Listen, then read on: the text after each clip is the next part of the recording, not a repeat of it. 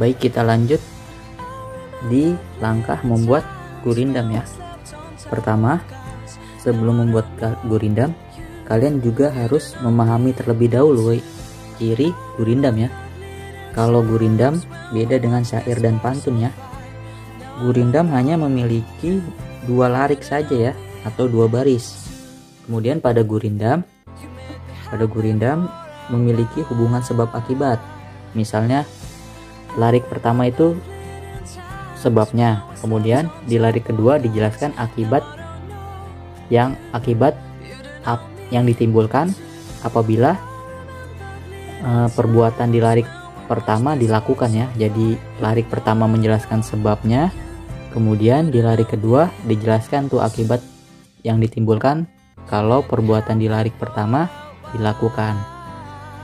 Nah, kemudian ciri selanjutnya rimanya sama nih, ciri gurindam rimanya sama, yaitu AAAA ya, AA. Kemudian selain rimanya sama, suku kata pada gurindam itu berjumlah 10 sampai 14 suku kata. Kalau kalian sudah mengetahui dan memahami ciri gurindam, baru langkah selanjutnya, langkah kedua, yaitu tentukan topiknya nih. Misalnya kalian ingin membuat tentang apa nih nasihat yang ingin disampaikan. Misalnya Bapak ingin menyampaikan pesan atau nasihat untuk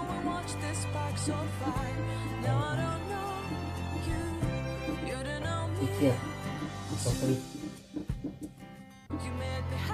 ya.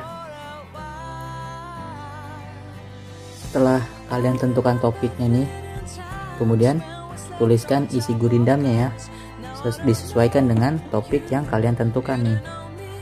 Misalnya tadi pada gurindam harus menyatakan hubungan sebab akibat ya. Lari pertama sebabnya, lari kedua akibat yang diperoleh apabila perbuatan di lari pertama dilakukan. Misalnya gini, jika engkau terkena penyakit gigi ya,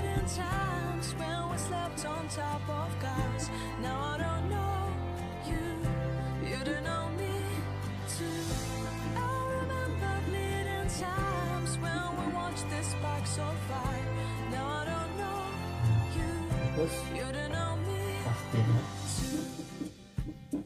ini sebabnya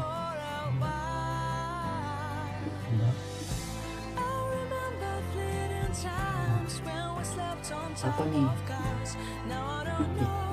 akibat bila penyakit kikir kita lakukan. Pastilah teman dan saudara kan menyingkir.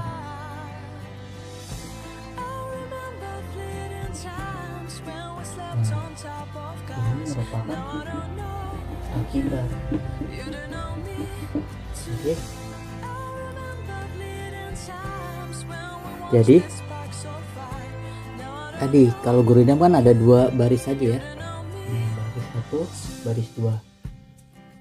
Baris 1 yang tadi, jika engkau terkena penyakit gigir itu sebabnya.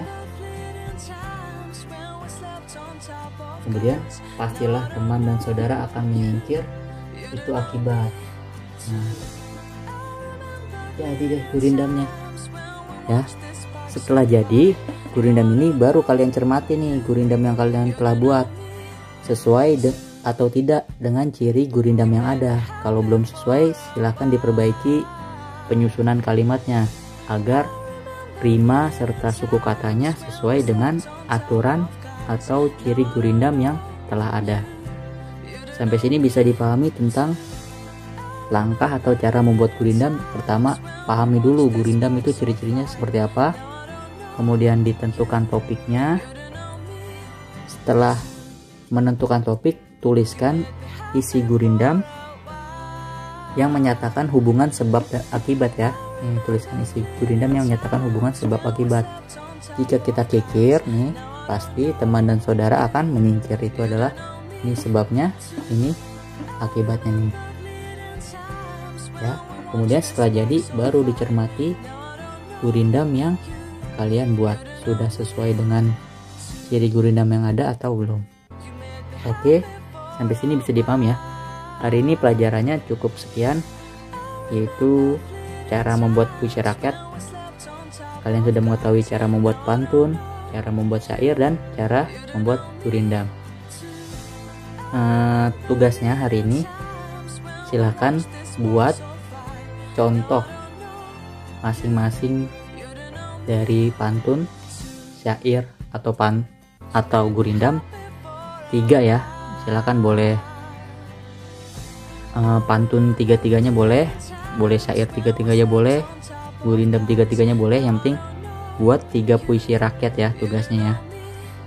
Kalau belum paham cara buatnya silahkan bertanya dengan Bapak, dicoba ya, jangan sekali-kali mencari di internet atau di buku pantun atau sebagainya. Dicoba cari sendiri, susun kata-katanya sesuai apa yang kalian pelajari hari ini. Oke? Pesan Bapak juga jangan lupa sholatnya ya, dijaga terus sholatnya, terus tetap terus semangat belajarnya, tidak bermalas-malasan. Semoga dengan kalian terus menjaga sholatnya, Allah berkenan mengangkat wabah ini dan kita bisa segera bertemu di sekolah seperti sedia kala. Oke, sampai berjumpa di minggu depan. Kerjakan tugasnya. Wassalamualaikum warahmatullahi wabarakatuh.